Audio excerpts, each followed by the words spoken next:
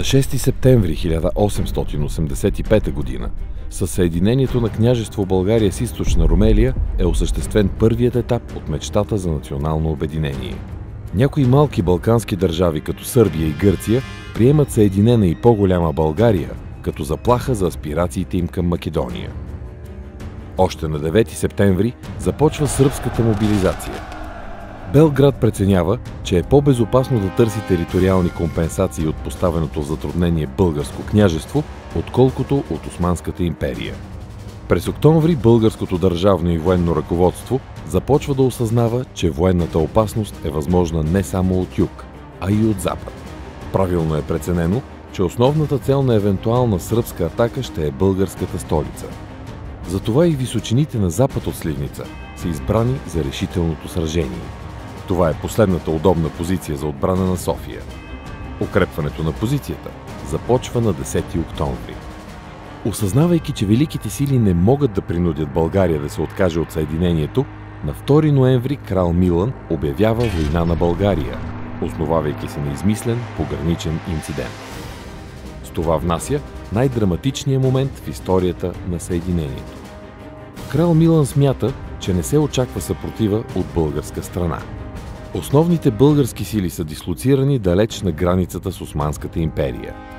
Кралят си представя похода към София просто като една военна разходка. Очаква се, след завземането на столицата им, българите да капитулират. Това, което крал Милан не може да отчете, е решимостта на самите българи да защитят страната си. Патриотичният подем, обхванал българското общество още от деня на съединението, разпалва сърцата на хиляди хора. Масово се записват доброволци, бивши опълченци и стари войводи, ученици и студенти, дори и жени. Малобройните български части с фанатично упорство задържат цялата нишавска армия, която за ден изминава 5-7 км в българска територия. Сърбите достигат Сливница едва на 4 ноември, но не успяват да се съсредоточат за атака. Целта на българите е да защитават Сливница, докато не пристигнат подкрепленията от южната граница. С невероятни усилия, прикриващите отряди се промъкват към избраната позиция и без почивка влизат в сражение.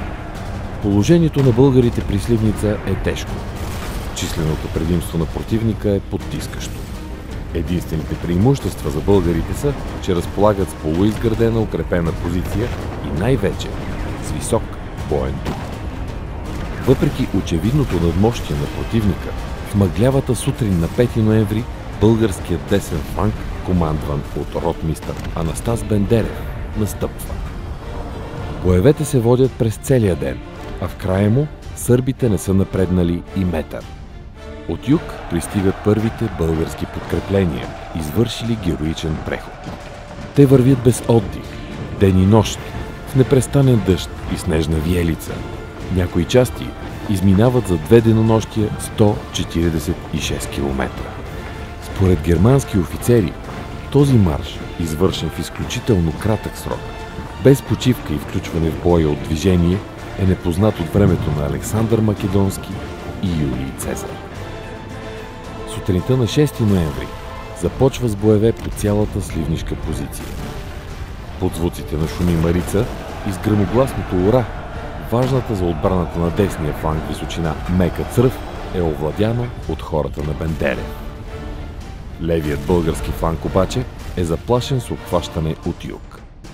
За да бъде предотвратено това, малък български отряд е изпратен с непосилната задача да задържи сърбите край Брезник.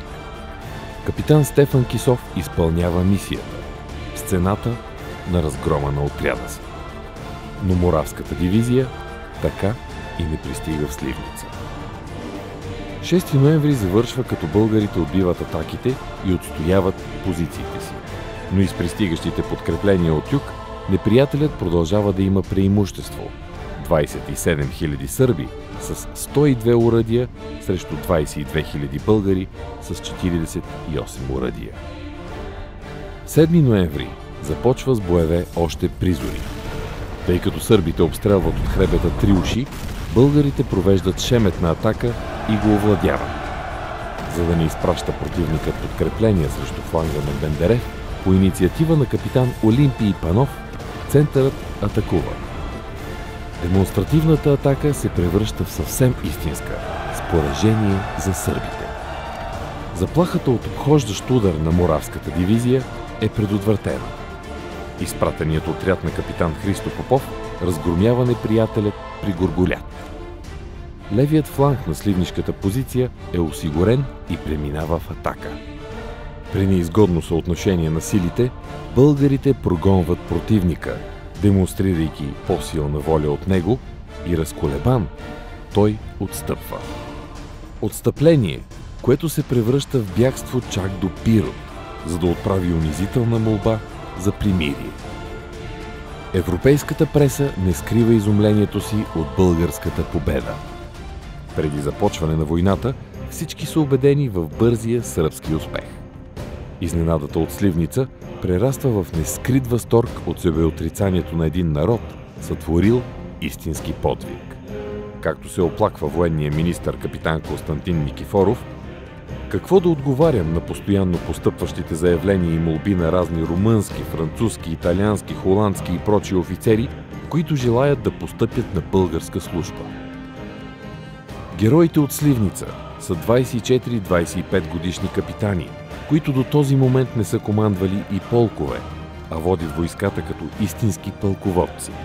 Истинските победители обаче са обикновените войници, останали безимени в своя исторически подвиг. На тях Иван Вазов посвещава прочутата си стихосбирка.